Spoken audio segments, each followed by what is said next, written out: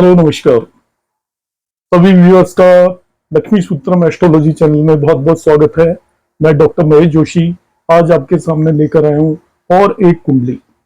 और इस कुंडली में हम एनालाइज करेंगे कि नेटिव को गवर्नमेंट जॉब मिल पाएगा या नहीं। कुंडली की डिटेल्स आपको ऊपर नजर आ रही होंगी।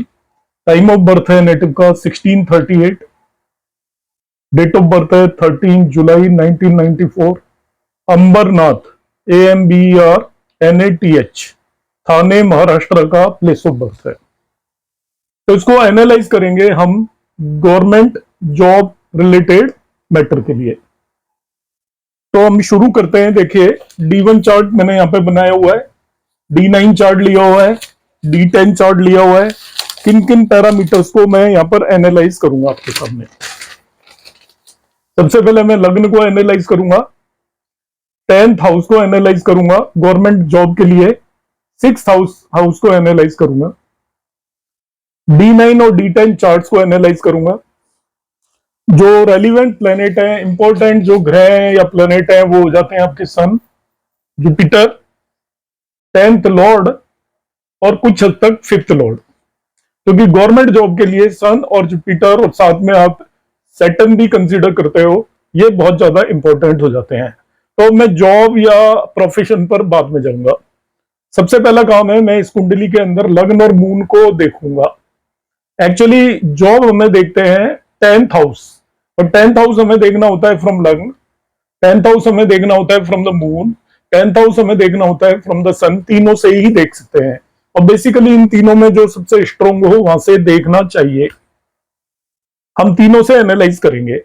तो सबसे पहले हम मूल बेसिक कुंडली को एनालाइज करेंगे, क्योंकि किसी भी नेटिव की लाइफ में कोई भी सक्सेसफुल इवेंट तब तक नहीं होता, उसको सक्सेस तब तक नहीं मिलती जब तक कि उसकी लग्न स्ट्रोंग ना हो। आज के समय में government service is a very big success. लोग ट्राई करते रहते हैं, बहुत ज्यादा एप्लीकेंट अवेलेबल है, पोस्ट बहुत कम निकलती है, इसलिए लग्न और कुंडली का ओवरऑल स्ट्रोंग होना बहुत जरूरी है। तो हम शुरू करते हैं, इसमें देखते हैं। सबसे पहले लग्न में 8 साइन है। लग्न लॉर्ड मार्स खुद एस्पेक्ट कर रहा है, तो किसी भी भाव को उसका लॉर्ड एस्पेक्ट कर ले, बेनिफिक प्लेनेट एस्पेक्ट कर ले, या शुभ कर्तरी में हो जाए, तो वो भाव स्ट्रांग हो जाता है। तो मैक्सिमम स्ट्रेंथ मिल जाती है यदि लग्न लॉर्ड उसको एस्पेक्ट कर ले, तो ये इसकी लग्न स्ट्रांग हो जाती है। मगर साथ में ही सैटर्न रेट्रोग्रेड भी इसको एस्पेक्ट कर रहा है। जब भी सैटर्न किसी भी भाव को एस्पेक्ट करता है, तो उस भाव से रिलेटेड कार्यकर्ताओं को स्लो कर देता है। बाकी उसके जो नेगेटिव इन्फ्लुएंस है वो अलग है, मगर स्लो कर देता है, इतना मान सकते हैं। तो नेटिव की लाइफ के अंदर मोस्ट ऑफ द इवेंट थोड़ा लेट होंगे। अब हम बात कर लेते हैं 10th लॉर्ड की। 10th हाउस का लॉर्ड आकर बैठ गया 7वें भाव में। कोई दिक्कत नहीं है, न्यूट्रल साइन के अंदर है, मगर अब दिक्कत पैदा हो जाती है, ये पाप कर्तरी में है। सो लग्न लॉर्ड इन पाप कर्तरी, न्यूट्रल साइन में, केंद्र स्थान में इसकी पोजीशन ठीक है, तो मैं इसको स्ट्रॉन्ग नहीं मानूंगा। पाप कर्तरी केतु और मरकरी और सन के बीच में है, इसमें मरकरी भी अशुभ हो जाता है, पाप कर्तरी में होने की वजह से काफी वीक हो जाता है। तो लग्न लॉर्ड वीक है, तो लग्न को मैं ओवरऑल एवरेज कहूंगा, क्योंकि लग्न काफी अच्छी थी, स्ट्रॉन्ग थी, ऑल्दो सैटर्न एस्पेक्ट कर रहा था, मगर मार्स पाप कर्तरी में है, कोई भी शुभ या बेनिफिक प्लेनेट इसको एस्पेक्ट कर ही नहीं रहा है। अब हम बात करेंगे मून की, क्योंकि गवर्नमेंट जॉब या किसी भी जॉब के अंदर आप लाइफ के अंदर सक्सेस चाहते हैं, तो आपका मून भी स्ट्रांग होना चाहिए। मून का बहुत बड़ा रोल होता है, क्योंकि आपको डेडिकेशन चाहिए, एक दृढ़ निश्चय चाहिए, डिटर्मिनेशन चाहिए, और इन सभी में मून का बहुत बड़ा रोल होता है। तो मून को हम देखते हैं, 9th लॉर्ड है। पहली बात तो ये बहुत अच्छा है, बेनिफिक है इस कुंडली के लिए, मगर इसको 1 2 3 4 मार्स एस्पेक्ट कर रहा है, मून को सैटर्न एस्पेक्ट कर रहा है, तो डबल मैलिफिक इन्फ्लुएंस हो गया। फिर ये सन से बहुत ज्यादा क्लोज है, तो जब भी 3 हाउसेस के अंदर हो सन से, तो मून वीक होता है, पक्ष बल में वीक हो गया। ये आपका पक्ष बल के अंदर वीक है। जब तक वो 96 डिग्री का दोनों में डिफरेंस हो, या अष्टमी से अष्टमी तक का मून स्ट्रांग होता है। यहाँ पर ये आपका शुक्ल पक्ष का मून है, मगर शुक्ल पक्ष के मून में भी ये आपका मगर सन के बहुत क्लोज है, अमावस्या से वो थोड़े दिन ही चला है, तो ये यहाँ पर वीक मून हो गया। तो मून नेटिव का स्ट्रॉन्ग किसी भी तरीके से नहीं है। एक तो मेलिफिक इन्फ्लुएंस है और दूसरा यहाँ पर ये पक्ष बल में भी कमजोर है। इसका प्लेसमेंट में भी दिग्बल में भी कमजोर है। दिग्बल आप यदि आप समझते हो तो मून इस भाव में स्ट्रॉन्ग नहीं होता, दिग्बल के अंदर मून यहाँ पर स्ट्रॉन्ग होता है, यदि होता तो चौथे भाव में स्ट्रॉन्ग होता है। अब हम बात कर लेते हैं कि लग्न और मून हमने दोनों देख लिए और वो उतने स्ट्रॉन्ग नहीं है। अब इसका जो मेन इंपॉर्टेंट हाउस है उसकी हम बात करेंगे, 10वें भाव की, क्योंकि प्रोफेशन हमें देखना है तो 10वें भाव को देखना पड़ेगा। तो 10th हाउस को मैं देखता हूं तो 10th हाउस में यहाँ पर मून और वीनस एक राजयोग बना रहे हैं बहुत स्ट्रॉन्ग। अब मैं राजयोगों की भी बीच में एक बार बात कर लेता हूं। इस कुंडली के अंदर बहुत अच्छे राजयोग बन रहे हैं। मून और वीनस, वीनस 7th लॉर्ड है, 12th लॉर्ड भी है उनको, और मून 9th लॉर्ड है। तो ये केंद्र त्रिकोण राजयोग बन गया, बहुत अच्छा स्ट्रॉन्ग राजयोग है। मगर इसके पूरे फल इसलिए नहीं मिलेंगे क्योंकि वीनस 7th लॉर्ड होने के साथ साथ 12th लॉर्ड भी है। आपने मेरी दशाओं की सीरीज देखी होगी तो आपको मैंने बताया कंप्लीट राजयोग तभी मिलते हैं जो प्लेनेट केंद्र या त्रिकोण के जो भी स्वामी है, मगर उनकी दूसरी लॉर्डशिप 6-8-12 की नहीं होनी चाहिए। यदि 6-8-12 की है तो जो फ्रूट्स या रिजल्ट जो मिलेंगे वो थोड़े कम हो जाते हैं। आप ऐसा कह सकते हो 75% रिजल्ट ये दे पाएगा। मगर इस राजयोग को फिर एप्लीकेशन है, मार्स एस्पेक्ट कर रहा है, सैटर्न भी एस्पेक्ट कर रहा है, तो प्लेनेट की स्थिति अच्छी नहीं है। राजयोग तो अच्छा बन रहा है तो इसलिए उतना स्ट्रॉन्ग राजयोग भी नहीं माना जाएगा। एक और राजयोग बन रहा है यहाँ पर, ये सैटर्न पंच महापुरुष राजयोग बना रहा है, शशयोग। शशयोग बनता है यदि आपका सन और मून के अलावा बाकी सभी 5 प्लैनेट्स केंद्र भावों में अपनी ही राशि या उच्च की राशि में हो तो शश योग बनाते हैं। तो सैटर्न शश योग बना रहा है, वो बहुत ही स्ट्रॉन्ग राजयोग होता है।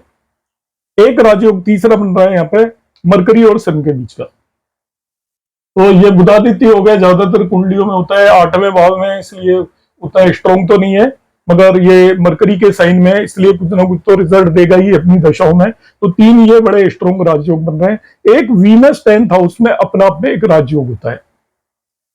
वीनस इन 10th हाउस ये लग्जरी देता है, बड़ा व्हीकल देता है, बड़ी बिल्डिंग देता है, इस तरह की चीजें देता है। तो वीनस इटसेल्फ गिव्स राजयोग। तो 4 बहुत स्ट्रॉन्ग राजयोग है इस कुंडली के अंदर। हालांकि ये केंद्र त्रिकोण राजयोग थोड़ा सा एफ्लिक्टेड है, फिर भी राजयोग तो है ही। तो हम ऐसा कह सकते हैं कि नेटिव की लाइफ के अंदर राजयोग बनता है। गवर्नमेंट सर्विस के लिए राजयोग जरूरी होता है और पंच महापुरुष राजयोग तो बहुत ही ज्यादा अच्छा रहता है गवर्नमेंट जॉब के लिए। अब इसके अलावा देखिए अमल केती योग भी है इसमें, आप देखेंगे तो ध्यान से अमल केती योग बनता है किसी भी नेटिव की कुंडली में यदि लग्न या चंद्रमा से 10वें भाव में शुभ ग्रह बैठे हों। तो यहाँ लग्न से 10वें भाव में शुभ ग्रह वीनस तो बैठा ही बैठा है और मून भी एक तरीके से यहाँ पर हालांकि वीक हो गया है, कंडीशनल शुभ होता है, पर वीनस बैठा है इसलिए अमल केती योग भी बनता है पार्सियली। हालांकि ये एफ्लिक्टेड है, ये इस पर मेलिफिक प्लेनेट का इन्फ्लुएंस है, तो योग है मतलब आपका 30-40% रिजल्ट देने की कैपेबिलिटी रखता है। अब मैं देखता हूं कि राजयोग तो हो गए जो कि एक गवर्नमेंट जॉब के लिए बहुत ज्यादा जरूरी हो जाते हैं। क्या इसके अंदर धनयोग है क्या? तो मैंने देखा इसके अंदर धनयोग एक भी नहीं बन रहा है। तो धनयोग नहीं बनने की वजह से नेटिव को अर्न करने में डिफिकल्टी होगी और बहुत लेट अर्निंग होगी, क्योंकि कोई भी आपका नाइन्थ लॉर्ड कहीं किसी तरीके से लिंक हो रहा है। धनयोग के लिए आपका 5th, 9th, 11th and 2nd house का इन्वॉल्वमेंट होता है, लग्न का इन्वॉल्वमेंट होता है। इनके लॉर्ड आपस में एक दूसरे के साथ हो, एक दूसरे के भाव में जाकर बैठ गए हो, इस तरीके के कॉम्बिनेशन बन रहे हो तभी धनयोग बनते हैं। अब मेरी धनयोग की सीरीज भी देख सकते हो, मगर इस कुंडली के अंदर कोई भी धनयोग नहीं बन रहा है, इसलिए नेटिव को सारे राजयोग होते हुए भी अर्निंग में डिफिकल्टी आने वाली है। एक्चुअली गवर्नमेंट सर्विस या लाइफ में आगे बढ़ने के लिए दोनों तरीके के योग होना बहुत ज्यादा इंपॉर्टेंट हो जाता है। अब यहाँ पे धनयोगों का अभाव है। अब 10वें भाव को फिर से मैं देखता हूँ, 10th हाउस फ्रॉम लग्न। तो 10th हाउस फ्रॉम लग्न में देखता हूं तो ये आपको हमने देख ही लिया कि इसमें मून और वीनस है, सैटर्न और मार्स इसे एस्पेक्ट कर रहे हैं, तो भाव ये पीड़ित हो गया। मून और वीनस है नो डाउट, मगर सैटर्न और मार्स जिस भी भाव को एक साथ इन्फ्लुएंस करते हैं वो भाव बुरी तरह पीड़ित हो जाता है। जो कुंडली के सबसे ज्यादा दो अशुभ प्लेनेट है वो इस भाव पर इन्फ्लुएंस डाल रहे हैं और नेटिव की लग्न पर भी इन्फ्लुएंस डाल रहे हैं दोनों। सैटर्न और मार्स वैसे लग्न पे, मार्स लग्न के केस में क्योंकि मार्स लग्न लॉर्ड है इसलिए लग्न पर उतना असर नहीं पड़ेगा, मगर 10th हाउस पर इसका असर पड़ने वाला है। पर्सन इससे पीड़ित रहेगा, एफ्लिक्टेड रहेगा, परेशान रहेगा प्रोफेशन की वजह से। तो यहां पर ये दोनों का इन्फ्लुएंस है। 10th लॉर्ड की बात कर लेते हैं। तो 10th लॉर्ड देखते हैं, ये यहां पर चला गया है 8वें भाव में, तो इसका प्लेसमेंट अच्छा नहीं है। 8th हाउस में प्लेसमेंट अच्छा नहीं माना जाता। इसके अलावा मगर इस पे जुपिटर का इन्फ्लुएंस है तो 10th लॉर्ड को मैं उतना ज्यादा बुरा नहीं मानूंगा। प्लेसमेंट खराब है, मरकरी के साथ ये आपका राजयोग भी बना रहा है और जुपिटर उससे एस्पेक्ट कर रहा है अपनी 9th एस्पेक्ट से, तो इसको थोड़ा प्रोटेक्ट करके रखेगा। तो लॉर्ड का प्लेसमेंट उतना ज्यादा मैं खराब नहीं मानूंगा। मगर अब यहाँ पे एक बहुत चमत्कारिक चीज है इस कुंडली के अंदर, 10वें भाव से सभी प्लेनेट लिंक्ड हैं। एक भी ऐसा प्लेनेट नहीं है राहु केतु को छोड़कर कि 10वें भाव से लिंक्ड ना हो। देखिए मून और वीनस तो यहाँ पे बैठी है, सैटर्न एस्पेक्ट कर रहा है, मार्स एस्पेक्ट कर रहा है, 4 प्लेनेट तो डायरेक्ट हो गए लिंक। फिर 2 इसके लॉर्ड से हो गए 3, सन खुद ही लॉर्ड है तो 10th हाउस से सन भी लिंक्ड हो गया, मरकरी उसके साथ कंजक्टेड है तो मरकरी भी लिंक्ड हो गया, और जुपिटर उससे एस्पेक्ट कर रहा है 10th लॉर्ड को। तो 10th हाउस और 10th लॉर्ड से ऑल 7 प्लैनेट्स लिंक्ड हैं। तो हमें तो D1 से तो ऐसा लगेगा पर्सन के पास मल्टीपल प्रोफेशन होने चाहिए। हर दशा और अंतरदशा के अंदर इसको प्रोफेशन के चांसेस मिलते हैं। हम इसी तरीके से देखते हैं। हम कैसे देखते हैं, उस भाव से रिलेटेड प्लैनेट की दशा और अंतरदशा में उस भाव से रिलेटेड फल मिलते हैं। तो इस भाव से तो सारे 7 के 7 प्लैनेट इन्वॉल्व है, तो इन नेटिव को तो हमेशा ही फल मिलते रहने चाहिए। तो अब हमको थोड़ा D9 और D10 में भी जाकर नजर डालनी पड़ेगी। चंद्रमा से 10वां भाव भी देख लेते हैं। चंद्रमा से 10वां भाव अभी हमने देखा था वो पाप कर्तरी में है, तो वो स्ट्रोंग नहीं है। यहाँ पर मार्स बैठा हुआ है और भाव भी पाप कर्तरी में है, और इसका जो लॉर्ड है वो खैर चंद्रमा के साथ ही बैठा हुआ है। अब मैं जरा आकर देख लेता हूँ D9 चार्ट के अंदर क्या स्थिति है 10th हाउस की। तो D9 चार्ट के अंदर 10th हाउस के अंदर 7 साइन है, उसका लॉर्ड 6ठे भाव में चला गया और राहु केतु से एफ्लिक्टेड है।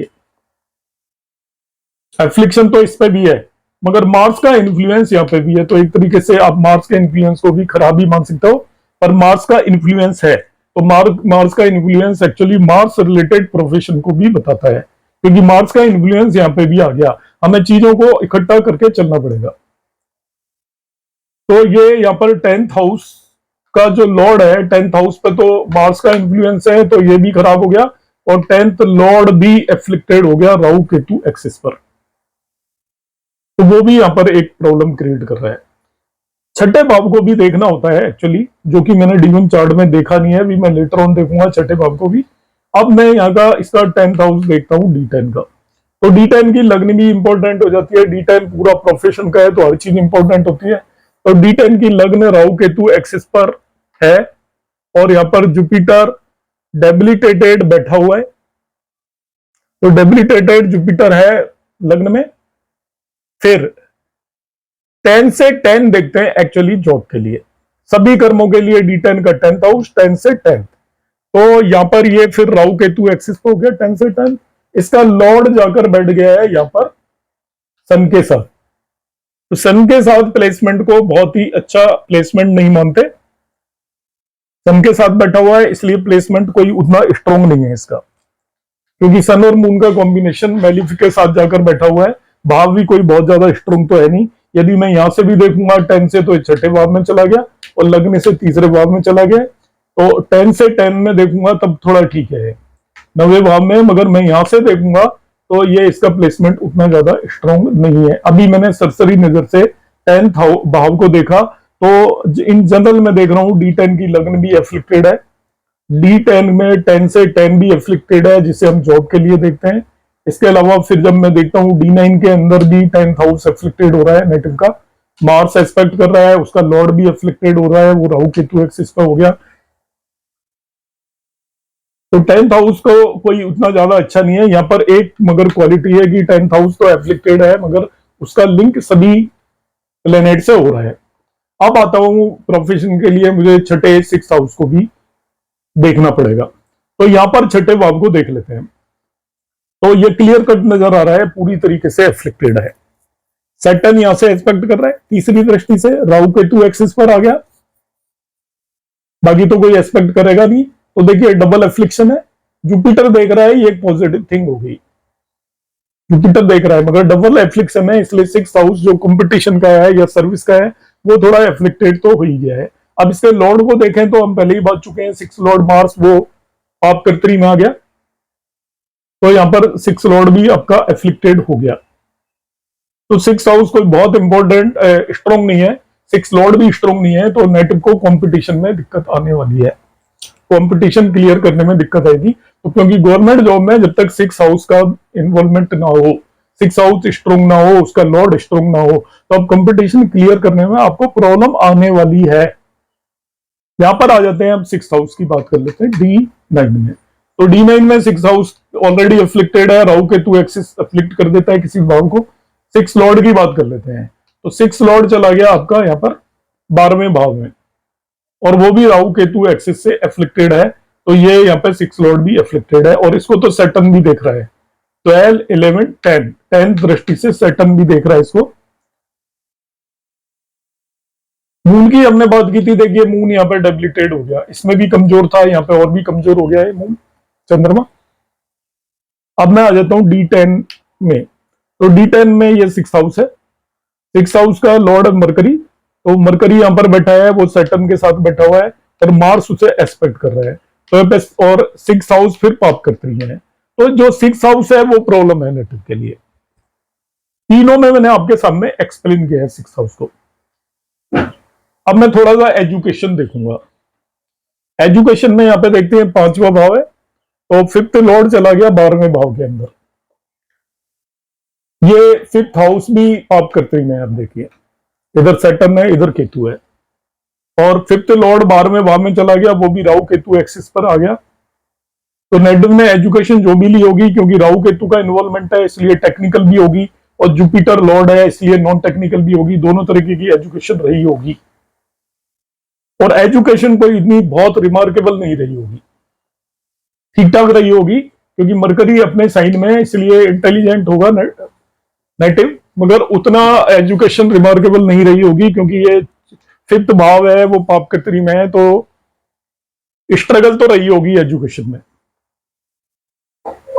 जो भी किया होगा वो ऐसा नहीं होगा कि अपना टॉपर्स की कैटेगरी में आते हो, एवरेज स्टूडेंट रहे होंगे, ये हम प्रेडिक्ट कर सकते हैं on the basis of this. Although D24 भी हम देख सकते हैं, तो मैं एजुकेशन के भाव को उतना ज्यादा यहाँ पर अभी एनालाइज नहीं कर रहा हूँ, क्योंकि गवर्नमेंट सर्विस में हमें एजुकेशन भी बहुत जरूरी होती है देखनी, बहुत एक्सीलेंट रही हो तभी हम उसको बहुत पॉजिटिव मानकर चलेंगे। अब देखते हैं कि गवर्नमेंट सर्विस से रिलेटेड प्लैनेट्स की क्या स्थिति है, क्या उनका 10th हाउस से कोई लिंकअप बन रहा है। जो प्लैनेट मैंने बताए थे गवर्नमेंट सर्विस से रिलेटेड, वो प्लैनेट आपके होते हैं जुपिटर, सन, सैटर्न भी आप कंसिडर कर सकते हो। तो यहाँ पे इन सबका कॉम्बिनेशन 10वें भाव से बन रहा है, आप देख लीजिए। सैटर्न एस्पेक्ट कर रहा है, सन इसका लॉर्ड है, और जुपिटर 10th लॉर्ड को एस्पेक्ट कर रहा है, मार्स भी एस्पेक्ट कर रहा है जो कि अथॉरिटी है, और मार्स के इन्फ्लुएंस की वजह से आपको आर्मी, एयरफोर्स, नेवी या पुलिस, पैरामिलिट्री फोर्सेस, इनमें जो जॉब करने होते हैं, फायर ब्रिगेड एटसेट्रा, उन जॉब के लिए जो भी आपके यूनिफॉर्म वाले जॉब हैं वो करते हैं लोग, तो मार्स का भी लिंक बनता है। तो लिंक सभी बन रहे हैं यहाँ पर। इस कुंडली के अंदर यदि मैं आ जाता हूं तो 10th हाउस को देखिए, मार्स यहाँ पर देख रहा है, तो मार्स का लिंक बन रहा है। जो 10th लॉर्ड है उसके साथ देखिए सन अटैच हो गया, तो मार्स का सन दोनों का लिंक हो गया। इसकी लगन में जुपिटर बैठा हुआ है, हालांकि 10th हाउस से कोई लिंक नहीं है, मगर लगन वाला प्लेनेट भी इंपॉर्टेंट हो जाता है। तो ये सभी प्लैनेट्स का करीब करीब यहाँ पे भी इंफ्लुएंस हो रहा है। देखिए सन का लिंक हो गया, मार्स का लिंक हो गया, जुपिटर इसकी लग्न में बैठा हुआ है। अब मैं यदि आ जाता हूं D10 चार्ट पर, गवर्नमेंट सेक्टर के लिए जो प्लैनेट है वो रेलिवेंट है कि नहीं, तो देखिए इसका जो 10 से 10th हाउस को मानकर चलता हूं मैं, 10th हाउस को नहीं मानता D10 के को, 10 से 10th को प्रोफेशन के लिए मानते हैं। तो 10 से 10th पे जाते हैं तो देखिए इसको जुपिटर एस्पेक्ट कर रहा है, जुपिटर इसका लग्न लॉर्ड भी है, तो जुपिटर का लिंक हो गया। फर्दर देखिए इसके साथ सन बैठा हुआ है 10th के साथ, 10 से 10th लॉर्ड के साथ सन बैठा हुआ है, तो सन का भी यहाँ पर लिंक हो गया। तो इसमें भी आपके लिंकिंग बन रही है, सन की भी लिंकिंग बन रही है, जुपिटर की भी लिंकिंग बन रही है, और यहां से सैटर्न इसके 10वें भाव को देख रहा है। तो एक तरीके से आपके इन तीनों भावों से लग्न 10th भाव, 10 से 10th भाव, कर्मों के तीनों भावों से इसकी लग्न भी कर्म को ही रिप्रेजेंट करती है। आपके कर्म कैसे रहेंगे वो D10 की लग्न बताती है, कर्मों से रिलेटेड सभी चीजों को बताएगी। इसकी लग्न इंपॉर्टेंट होती है, सभी की लग्न इंपॉर्टेंट होती है, मानकर चलेंगे। तो हमने देखा कि यहाँ पर सन का भी लिंक बन रहा है, जुपिटर का भी लिंक बन रहा है इन वन वे और अनदर वे, और हम देख रहे हैं कि यहाँ पर सैटर्न का भी लिंक बन रहा है। तो सभी का लिंक इसमें बनता हुआ नजर आ रहा है। तो इसका मतलब कॉम्बिनेशन तो बन रहे हैं, कॉम्बिनेशन बन रहे हैं। तो फिर ये नेटिव का क्या सिलेक्शन कब होना चाहिए, कैसे होना चाहिए, अभी इनकी जो दशाओं की का डिस्कशन करेंगे, ट्रांजिट का डिस्कशन करेंगे, तभी सारी कहानी सामने आएगी। क्योंकि आपकी कुंडली में कोई भी प्रॉमिस है नहीं है, अच्छा है बुरा है, जब तक दशा ना आए तब तक कुछ होने वाला नहीं है। तो अब दशाओं का रोल देखते हैं। देखिए इसमें सबसे पहले तो हम राजयोगों की बात कर लेते हैं। मून और वीनस, अभी नेटिव की दशा चल रही है राहु राहु 6/1/2025 तक। तो देखिए मून और वीनस, जब राहु की जिसकी दशा चल रही है उसकी मून और वीनस की तो कोई, मून की तो आगे निकल गई होगी स्टूडेंट लाइफ में, और वीनस की आने वाली नहीं है अभी, शायद बहुत लेटर एज में आएगी, क्योंकि राहु की चल रही है। राहु के बाद तो अभी तो बहुत जुपिटर लंबी लंबी दशा है, सैटर्न, मरकरी, तो वीनस की तो दशा आने के बहुत ज्यादा कम चांसेस है। तो ये जो राजयोग है इसका तो कोई बहुत लंबा फल तो मिलने वाला नहीं है। अंतरदशाओं में इनको कुछ फल मिलेगा, जब अंतरदशाएं आएंगी वो बहुत शॉर्ट ड्यूरेशन की होती हैं। फिर आ जाते हैं हम यहाँ पर सैटर्न, जो यहाँ पर पंच महापुरुष राजयोग बना रहा है। हालांकि इसका असर हमेशा रहता है, पर भी इसकी खुद की सैटर्न की दशा आएगी लेटर ऑन इनके लाइफ में, तो वो उसमें भी काफी ज्यादा टाइम है, तो उसका भी बहुत ज्यादा कोई रोल यहाँ पर होने वाला नहीं है। वीनस की दशा आने वाली नहीं है। तो ये जो राजयोग बन रहे हैं इनसे रिलेटेड प्लैनेट्स की इनकी कोई दशाएं सही राइट टाइम पर एक की भी नहीं आएगी, इसलिए राजयोग इनकी कुंडली के अंदर उतने इफेक्टिव नहीं हुए। देखिए अब हम केवल राजयोग देखकर हम किसी कुंडली के बारे में बताएं तो हम कितने गलत प्रूफ होंगे, क्योंकि राजयोग तो बन रहे हैं मगर उनकी दशा ही नहीं है। तो राजयोग, जब तक कोई भी प्लेनेट अपनी दशा में ही तो फल देता है, जब उसकी दशा ही नहीं आएगी, अंतरदशा का पीरियड तो बहुत छोटा होता है, और अंतरदशा पीरियड में छोटे पीरियड के अंदर भी मेन महादशा लॉर्ड भी उसको इन्फ्लुएंस कर देता है अंतरदशाओं को, क्योंकि मेन तो महादशा लॉर्ड ही होता है, अंतरदशा लॉर्ड सेकेंडरी होता है ऑलवेज। अब हम बात कर लेते हैं कि करंट दशाओं में क्या होगा। अभी इसकी राहु की दशा है, इससे पहले जस्ट पहले मार्स की दशा गई थी। तो मार्स ने क्यों नहीं सिलेक्शन कराया? मार्स तो 10th हाउस को देख भी रहा है, तो एक तरीके से इसकी दशा क्वालिफाई करती है। 6th लॉर्ड भी है, वो भी सर्विस के लिए क्वालिफाई करती है। तो मार्स को तो इनकी एज भी अप्रोप्रिएट थी, कंपटीशन इन्होंने दिया भी होगा 2022 तक। अभी इनकी एज अराउंड 30 हो गई है, हो जाएगी, मतलब 29 है। तो मार्स की जो दशा थी उस टाइम तो बिल्कुल राइट एज थी, तो मार्स को इनकी कंपटीशन में हेल्प करनी चाहिए थी। लग्न लॉर्ड था, उसकी दशा हमेशा अच्छी मानी जाती है। लग्न Lord, 10th Lord and exalted planet. Placement भी ठीक है, पद प्राप्ति का है, ये 7th हाउस में रखा हुआ है, तो 7th हाउस से रिलेटेड भी रिजल्ट ऐसे देने चाहिए थे। तो मार्स ने क्यों नहीं रिजल्ट दिए, अब उसकी हम बात करेंगे। क्यों नहीं नेटिव का हुआ अभी तक? अभी मेरे पास आया है, इसका मतलब अभी तक तो हुआ नहीं है। तो देखिए यहाँ पर मार्स की जो रीजन है, ये एज ए 6th लॉर्ड, छठा भाव भी पीड़ित है, और ये पाप कर्त्री में है, आप ध्यान से देख लीजिए। तो हम जब दशाओं को इंटरप्रेट करें तो हम केवल एक चीज नहीं देखें प्लेनेट की, वो फंक्शनल कैसा है, अच्छा है, फंक्शनल ये बेनिफिक है, तो इसको अच्छी लग्न लॉर्ड की दशा थी तो अच्छे रिजल्ट देने चाहिए थे। 6th लॉर्ड भी है ये, तो 6th लॉर्ड के भी रिजल्ट देने चाहिए थे, मगर इस कुंडली में छठा भाव भी पीड़ित है और 6th लॉर्ड भी पीड़ित है, तो कंपटीशन क्लियर करने में नेटिव को सक्सेस नहीं मिली। छठे भाव को सैटर्न देख रहा है, तो सैटर्न की देखने की वजह से भी डिले हुआ। 10th भाव को भी सैटर्न देख रहा है, तो इसमें सैटर्न ना ही तो इसको कंपटीशन क्लियर करने दे रहा है, और ना ही इनके 10th भाव को प्रोफेशन में सक्सेसफुल होने दे रहा है। दूसरा जो मार्स है, जिसने कंपटीशन से निकालने की जिम्मेवारी थी, इनकी लगन को स्ट्रॉन्ग करने की जिम्मेवारी है, लगन को स्ट्रॉन्ग कर दिया। ये मेहनत कर रहे होंगे, गिव अप नहीं किया होगा, अपनी तरफ से इनके अंदर असर्टिवनेस होगी, जो भी कर रहे होंगे। उसको थोड़ा मून ड्रैग कर रहा है। मून क्या कर रहा है कि इनको वेरी नहीं करने दे रहा है पर्टिकुलर डायरेक्शन में। मार्स जब होता है तो बंदा ऐसा असर्टिव होता है कि वो इधर उधर देखना पसंद नहीं करता, वो सोच रहा होता है कि मैं जो कर रहा हूं वही ठीक है। मगर दूसरों की ऐसे नेटिव को जरूर सलाह लेनी चाहिए, क्योंकि इनका मून वीक है, तो डिसीजन जो भी ये ले रहे होंगे वो उतना स्ट्रॉन्ग डिसीजन नहीं ले रहे होंगे, जल्दी से बदल भी नहीं रहे होंगे। एक दिमाग के अंदर एक तरीके का जो भी सेट हो गया होगा उससे हटने की जरूरत होती है कई बार नेटिव को। तो यहाँ पर 6 हाउस वीक है, 6 लॉर्ड वीक है, इसलिए कॉम्पिटेटिव एग्जाम में नेटिव को डिफिकल्टी आ रही है। अब क्या इसका मतलब होगा नहीं, हो सकता है, जो मेरा एनालिसिस है उसके हिसाब से, क्योंकि सारी पॉसिबिलिटीज है, कितने भी डिफिकल्ट कॉम्बिनेशन हो, यदि अच्छे नहीं होते हैं तो डिफिकल्टी के साथ सिलेक्शन होना चाहिए। आसानी से नहीं होना चाहिए, डिफिकल्टी के साथ सिलेक्शन होना चाहिए। तो डिफिकल्टी के साथ सिलेक्शन होगा क्या, हम देखते हैं। तो राहु राहु दशा चल रही है, अभी दशाओं पर बात कर लेते हैं। तो राहु एक्चुअली यहाँ पर जो प्लेस्ड है वो कोई बहुत बढ़िया नहीं है। 12th हाउस में 6, 8, 12 में कोई उतना अच्छे भाव नहीं है। कोई भी प्लेनेट प्लेस्ड होता है और राहु की कोई लॉर्डशिप तो होती नहीं है, तो वो तो अपने प्लेसमेंट के बेसिस पर रिजल्ट देता है। तो इसका प्लेसमेंट तो कोई बहुत बेटर नहीं है, 12वें भाव में। मगर राहु के साथ, राहु जिसके साथ कंजक्टेड हो, युति में हो, उसका भी उस पर इंफ्लुएंस पड़ता है।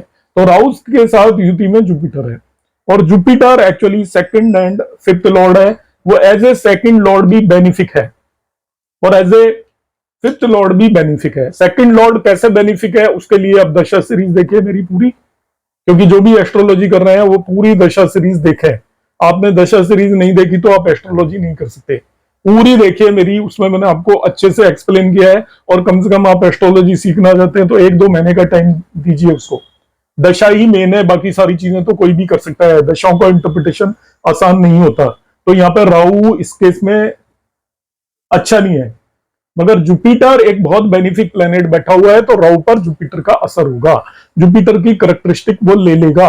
तो राहु जब अपनी दशा में जुपिटर के करैक्टरिस्टिक लेगा, राहु की दशा में मगर फल नहीं मिलेंगे। रीजन ये है, ये लघु पाराशरी का रूल है। कोई भी प्लेनेट अपनी ही दशा और अंतर दशा में अपनी लॉर्डशिप या प्लेस के रिजल्ट नहीं देता, वो अपने नेचुरल सिग्निफिकेशन के रिजल्ट देता है। तो राहु की दशा जब तक 2025 तक चलेगी, नेचुरल सिग्निफिकेशन के रिजल्ट देगा, पर्सन को भ्रमित रखेगा, इल्यूजन में रखेगा। वो उसको, जिसको कहते हैं रियलिटी से को जानने ही नहीं देगा, वस्तु स्थिति पता ही नहीं लगने देगा उसको,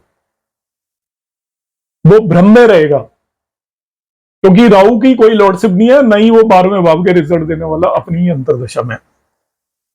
अब रिजल्ट जो इनको मिलेंगे, जैसा मैं प्रेडिक्ट कर रहा हूं, वो होंगे राहु जुपिटर। इनकी नेक्स्ट दशा राहु जुपिटर है और वो चलेगी 6/1/2025 से लेकर 2/6/2027 तक। तो इनका गवर्नमेंट जॉब में कहीं भी, शायद सेंट्रल गवर्नमेंट के हिसाब से तो ओवरेज हो जाएंगे, मगर जिस भी गवर्नमेंट जॉब के अंदर इनका होगा सिलेक्शन, वो इस पीरियड में होने के ज्यादा चांस है। इस पीरियड तक नहीं हुआ तो फिर नहीं होगा, वो टाइम ही नहीं बचेगा। तो इस पीरियड में जुपिटर राहु की दशा का एनालिसिस मैं करता हूं, जरा ध्यान से देखें। राहु की दशा है तो राहु 12वें भाव में, उस पर जुपिटर का इन्फ्लुएंस होगा ही होगा। अब जुपिटर क्या कर रहे हैं, जुपिटर देखिए 2nd लॉर्ड है और 5th लॉर्ड है। अब इस चीज को जरा ध्यान से समझिएगा, जो मैं चीजें बता रहा हूं उन्हें आप नोट करिएगा, आपको कोई भी नहीं बताएगा। प्रोफेशन जो होता है ना, नौकरी, वो 10th हाउस से देख के हम बहुत बड़ी वो करते हैं कि हमने 10th हाउस से देख लीजिए इसकी नौकरी लग जाएगी, नहीं। एक 11th हाउस का बिल्कुल इक्वल रोल होता है जॉब में। 10 से जितना इंपॉर्टेंस 10th हाउस को देते हो, उतना ही 11th को भी देनी है, क्योंकि नौकरी केवल प्रोफेशन, काम करने के लिए नहीं होती, अर्निंग के लिए होती है। और अर्निंग के लिए आपको 11th हाउस भी देखना है, 2nd भी देखना है, 5th भी देखना है और 9th भी देखना है। ये सारे के सारे एक्चुअली धन भाव है और धन आएगा नौकरी से। 11 तो प्राइम हाउस है ही, मगर 2nd हाउस और 5th हाउस भी धन भाव है, लक्ष्मी स्थान है, ये वेल्थ स्थान है, ये लक्ष्मी स्थान है, लक्ष्मी स्थान है। इस नेटिव की जो जुपिटर की अंतरदशा है, वो एक्चुअली इन 2 लक्ष्मी स्थानों की अंतरदशा है, और जुपिटर इन नेटिव के लिए बेनिफिक भी है। अब इन्हें जॉब जो मिल सकता है, तो लिंक कैसे हुआ भाई, हम कह रहे हैं कि 10th भाव से तो कोई लिंक ही नहीं हुआ, तो प्रोफेशन कैसे मिलेगा, नहीं 11th भाव से लिंक हुआ। इसका 10 से भी लिंक है, जुपिटर का 11 से भी लिंक है। मैं समझा देता हूं, देखिए दोनों भावों से लिंक है। इस जुपिटर के देखिए कितने जबरदस्त लिंक है इस कुंडली के अंदर। जुपिटर सेकंड भाव का लॉर्ड है, ये धन स्थान है, ये लक्ष्मी स्थान है, 9th भाव का लॉर्ड है। इसके बाद ये एक्चुअल में 11th लॉर्ड मरकरी को देख रहा है। आप काउंट करिए यहाँ पे 9th एस्पेक्ट से, और 10th लॉर्ड सन को भी देख रहा है। तो इसका देखिए 11th हाउस से लिंक हो गया, 10th हाउस से लिंक हो गया, सेकंड हाउस से लिंक हो गया, 5th हाउस से लिंक हो गया, सभी भावों से इसका लिंक हो गया। इंपॉर्टेंट भाव जितने भी हैं धन से रिलेटेड, इसलिए ये जुपिटर की दशा बिल्कुल क्वालिफाई करती है अर्निंग दिलाने के लिए। और जुपिटर इस कुंडली के लिए बेनिफिक प्लेनेट है, डबल बेनिफिक प्लेनेट है, इसलिए जुपिटर ये काम कर सकता है। और 10वें भाव और 11वें भाव से मैंने आपको लिंकिंग भी इसकी बता दी है। तो क्या जुपिटर यहां भी क्वालिफाई करता है क्या? राहु जुपिटर देख लेते हैं जरा।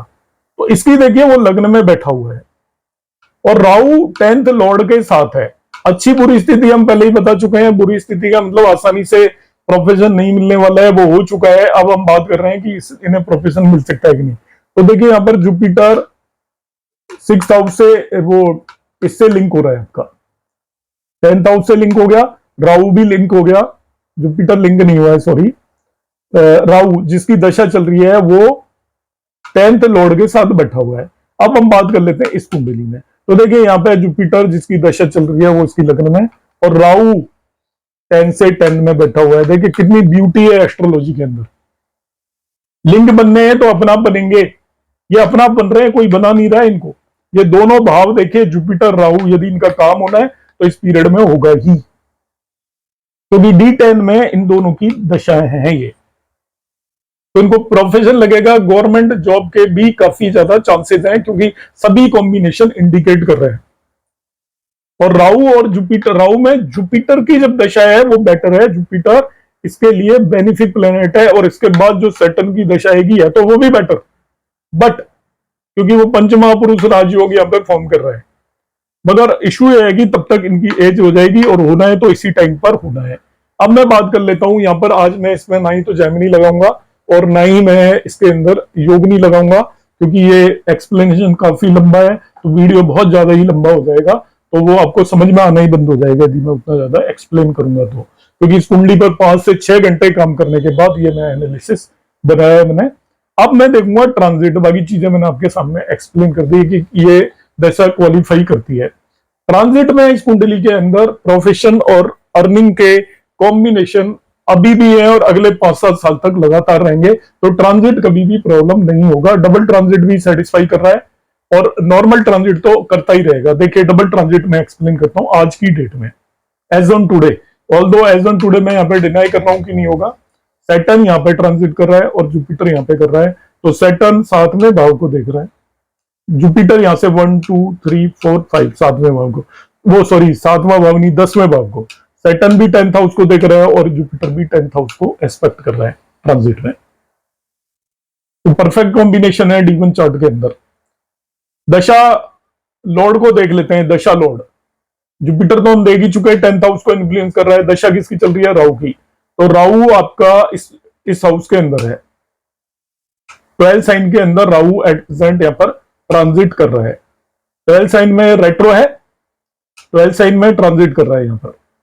तो यहां पर ये आपका 6th हाउस को इन्फ्लुएंस कर रहा है। रेट्रो में हम क्या करेंगे उसकी पोजीशन, तो 6th हाउस भी क्वालिफाई करता है जॉब के लिए, उसको मैं 1 में कंसीडर कर लूंगा। ऐसे जुपिटर भी 6th हाउस को इन्फ्लुएंस कर रहा है और सैटर्न भी 6th हाउस को इन्फ्लुएंस कर रहा है। तो देखिए सैटर्न, राहु और जुपिटर तीनों 6th हाउस को इन्फ्लुएंस कर रहे हैं। राहु क्योंकि रेट्रो होता है तो हम प्रीवियस साइन से भी ले सकते हैं। ऐसे ही सैटर्न 10th हाउस को इन्फ्लुएंस कर रहा है, जुपिटर भी 10th हाउस को इन्फ्लुएंस कर रहा है। अब यदि बाय द वे मैं मान के चल रहा हूं कि अभी इस दशा में जब मैं कह रहा हूं कि पॉसिबिलिटी कम है, तो अगली दशा आएगी इनकी राहु जुपिटर, वो आएगी जनवरी 2025 में। तो ये सैटर्न की यही स्थिति होगी, केवल जुपिटर यहां पे चला जाएगा। तो जुपिटर यहां पे चला जाएगा तो वो अब क्या होगा, और भी बढ़िया हो गया कॉम्बिनेशन, बहुत ही स्ट्रॉन्ग ट्रांजिट कॉम्बिनेशन है। ओनली ट्रांजिट के बेस पर भी मैं यहां पर जॉब डिक्लेयर कर सकता हूं। देखिए कैसे सैटर्न 10th हाउस को इन्फ्लुएंस कर रहा है, सैटर्न लग्न को भी कर रहा है। यहां से जुपिटर 11th हाउस को इन्फ्लुएंस कर रहा है, 11th हाउस ये रहा, और जुपिटर यहां से लग्न को भी इन्फ्लुएंस करेगा और लग्न लॉर्ड को भी इन्फ्लुएंस करेगा जुपिटर। देखिए लग्न लॉर्ड डबल ट्रांजिट का आपने देखा होगा मेरा कि लग्न को आप ऑलवेज इंक्लूड करके चलें।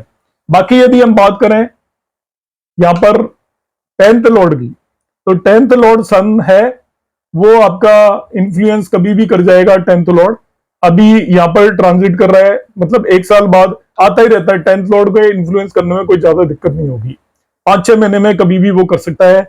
11 साइन में अभी आ जाएगा कुछ दिन बाद, अगले साल भी इन दिनों वो 11 साइन में ही होगा, फरवरी मार्च में, तब वो इन्फ्लुएंस करेगा। देखिए क्योंकि 14 फरवरी के बाद अभी करंटली 11 साइन के अंदर एंटर हुआ है सर, तो 11 साइन के अंदर ही वो नेक्स्ट ईयर भी होगा। तो यहां से वो देखिए 10th हाउस को इन्फ्लुएंस करेगा। 10th Lord will influence the 10th house. तो ट्रांजिट की सारी कंडीशन सेटिस्फाई होने वाली है। इवन सैटर्न यहां पे भी जब चला गया इस जगह पे भी, तो वो उस केस में लॉर्ड को इन्फ्लुएंस करेगा। पर मैं 2025 की बात कर रहा हूं। 2025 में सैटर्न इस जगह पे ट्रांजिट कर रहा होगा, जुपिटर इस जगह पे ट्रांजिट कर रहा होगा, उस टाइम सन यहाँ पे ट्रांजिट कर रहा होगा। तो ये सारी कंडीशन सेटिस्फाई हो रही हैं, तो उस टाइम पर नेटिव का कोई गवर्नमेंट कंपटीशन भी क्वालिफाई हो सकता है, नहीं कोई न कोई जॉब तो जरूर लग ही जाएगा। इस कुंडली के अंदर सर्विस से रिलेटेड कॉम्बिनेशन ही ज्यादा नजर आ रहे हैं। तो वीडियो बहुत ज्यादा लंबा हो गया है। आप लोगों ने यदि अभी तक चैनल सब्सक्राइब नहीं किया है तो चैनल को सब्सक्राइब कर लें। इस तरीके के मेरे एनालिसिस आपको पता ही है आते रहते हैं और उनसे आपको बहुत कुछ सीखने के लिए मिलेगा। यहाँ पर जो मेरा ऑब्जेक्टिव है केवल टीच करना है, आपको सिखाना है। तो आप जितनी भी चीजें सीख सकते हैं उसमें बहुत सारी चीजें यहाँ पे मिस हो जाती हैं, क्योंकि जो 4-5 घंटे का एनालिसिस है उसे मैं हाफ एन आवर में प्रेजेंट करने की कोशिश करता हूं, क्योंकि उससे ज्यादा फिर यदि मैं वीडियोस बनाऊंगा तो वो आप लोगों को कुछ समझ में नहीं आएगा और वो मैं चाहता नहीं हूं। अभी तक जो भी भाई वीडियो देख रहे हैं उन सभी का बहुत धन्यवाद। नमस्कार।